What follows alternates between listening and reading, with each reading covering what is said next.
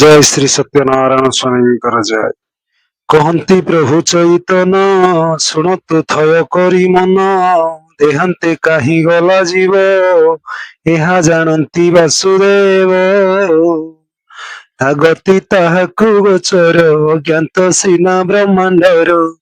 जेते बेଳରେ जीव ब्रह्म ए घट कला विसर्जन अद्भुत ज्योति रूप होई पशिले पुलिंग रे जाई पुलिंग स्त्रीलिंग संगत पुलिंग छुड़िला रे तो स्त्रीलिंग रे जे मिसी गला दश दल रे विश्रामिला से जे भक्त भावग्राही रजबिंदु बाहर सही स्त्रीलिंग को जैसे ही गले पुलिंग विसर्जन कले ब्रह्म स्वरूप निजे होई पिंड सुजिले भावग्राही अरविंद प्रथम मास द्वितीय पद्मबंधन से तृतीय नीलवर्ण चतुर्थे पिंड संचरण पंचमे सर्जी पंच प्राण षष्ठे रवि ज्योति संपन्न 84 अंगुल दीर्घ प्रति सर्जन कले दासरथी 10टी द्वार लगाइले गोटिए द्वार गप कले घटरे पशि गले जाई एक ही द्वार किली देई जेतेबेले मातृगर्भर रोहिण थिले चक्रधर एक ही ब्रह्म थिले होई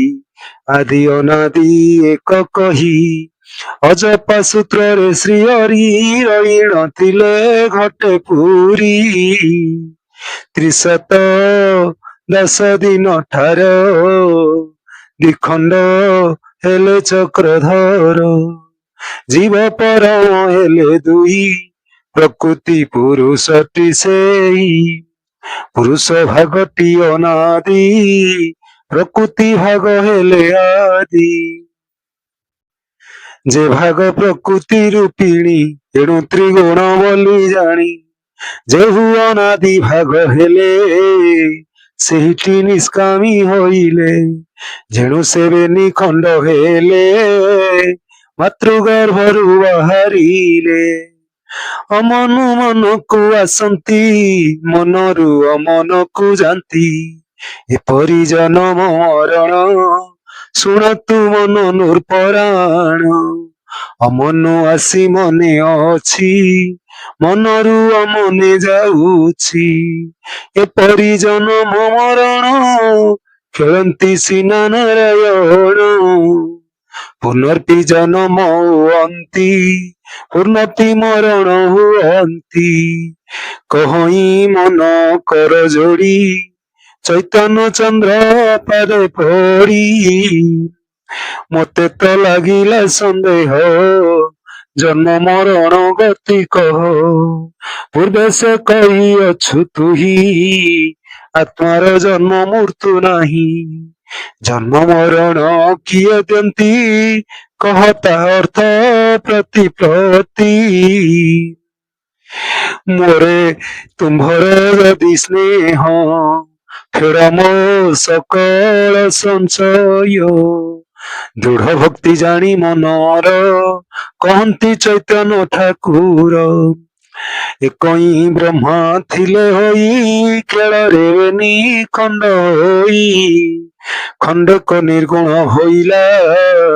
खंडक त्रय गुण हेला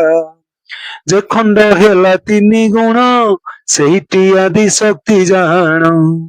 आदि अंगरु जन्म जेही कहिबा सुन ताहा फेई अमन एक जात हेला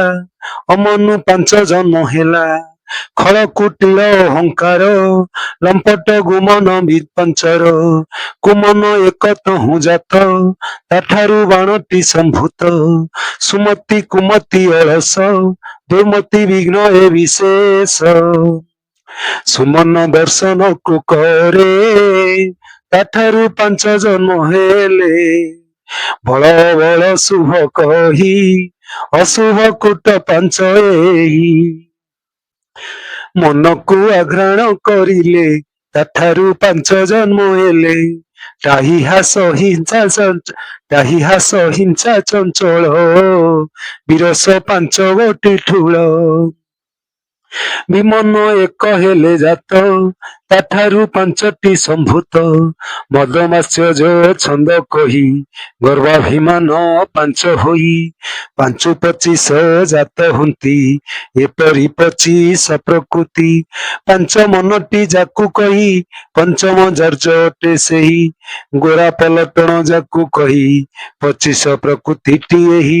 ଏହିଟି ବିଦେଶୀ ଅଟନ୍ତି ସ୍ୱରାଜ ଉଡାଇ ନଦନ୍ତି କଂଗ୍ରେସ ଦଳ ଏବେ ଶୁଣ କହିବା ପ୍ରଚ୍ଛନ୍ନ କରିଣ କଂଗ୍ରେସ ଦଳ ଯାକୁ କହି ତାଙ୍କ ନାମଟି ସତ୍ୟାଗ୍ରହୀ ଅହିଂସା ସତ୍ୟ ଶାନ୍ତି ଦୟା କ୍ଷମା ନିଷ୍କାମ ଯେ ନିର୍ମାୟା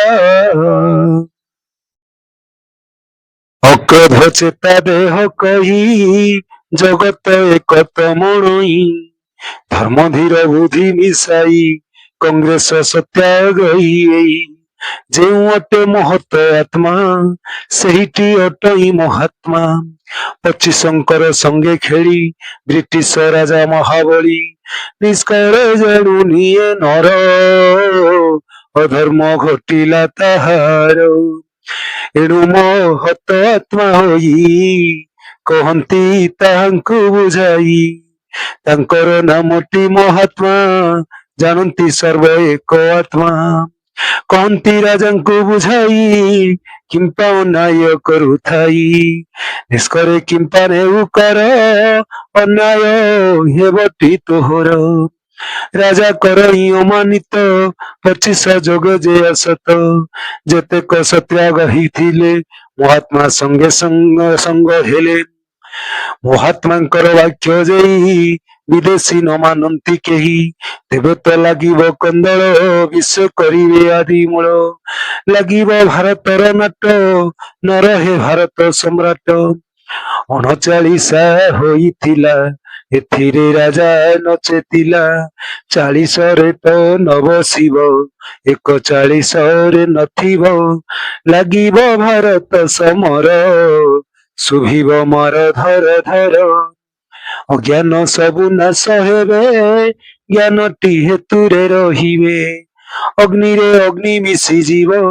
ପୃଥିରେ ପୃଥିବୀ ମିଶିବ ଜଳରେ ଜଳ ଜୀବ ମିଶି ବାୟୁରେ ବାୟୁ ଜୀବ ପଶି ଶୂନ୍ୟରେ ଶୂନ୍ୟ ହେବ ଲୀନ ସରିବ ଯୁଦ୍ଧର ବିଧାନ ବ୍ରହ୍ମରେ ବ୍ରହ୍ମ ହେବ ସ୍ଥିର ସରିବ ଭାରତ ସମର ଅଧିଭୂତଙ୍କୁ ମୃତ୍ୟୁ ହେବ ଆଧ୍ୟାତ୍ମିକର କିସ ଜୀବ ଶୂନ୍ୟରେ ଶୂନ୍ୟ ଜୀବ ମିଶି ଦୃଷ୍ଟି ପଡ଼ିବେ ତଳେ ଖସି ଯେ ପ୍ରଭୁ ଆଧ୍ୟାତ୍ମିକ କହି ତାହାର ଜନ୍ମ ମୃତ୍ୟୁ ନାହିଁ ଉନ୍ନନା ଭର ପରି ଖେଳ କରିଅଛନ୍ତି ଆଦି ମୂଳ ଶ୍ରୀହରି ଛଡ଼ା ସଂକୀର୍ତ୍ତନ ଖୋଜିଲେ ନାହିଁ ତ୍ରିଭୁବନ ସକଳ ଘଟେ ଭାବଗ୍ରାହୀ ଖେଳନ୍ତି ଦେବ ଦତ୍ତ ଭାଇ ଏପରି ଜନମ ମରଣ ଶୁଣନ୍ତୁ ମନ ନୃପରାଣ ଶୁଣିଣ ନିସ୍ତରିଲା ମନ ପ୍ରେମେ ହୋଇଲା ହତ ଜ୍ଞାନ ଚୈତନ୍ୟ ହେଲା ନିତ୍ୟାନନ୍ଦ ପ୍ରେମାନନ୍ଦରେ ପୂର୍ଣ୍ଣାନନ୍ଦ ଶୁଣିଲା କଳି ଭାଗବତ ହେତୁରେ ହେଲା କୃତ୍ୟ କୃତ୍ୟ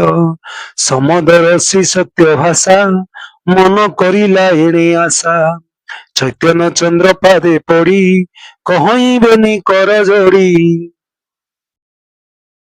ତୁମ୍ଭ ପ୍ରସାଦେ ଗଲି ତରି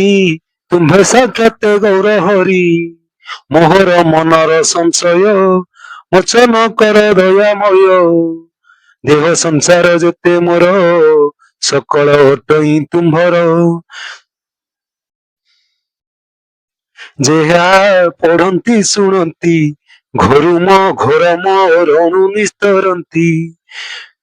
କହଇ ଅଭିରାମ ବାଇ ସକଳ ଘଟେ ଭାବଗ୍ରାହୀ କହଇ ଅଭିରାମ ବାଇ ସକଳ ଘଟେ ଭାବଗ୍ରାହୀ इति श्री कलि भागवते मन चैतन्य संवादे जन्म मरण कथने नाम चतुर्थाध्याय। जय श्री सत्यनारायण स्वामींकर जय। जय मां पूर्णमासी देवींकर जय। ठाकुर सदिच्छा पूर्ण बोल आनंद कुमार हरि बोल हरि बोल हरि बोल।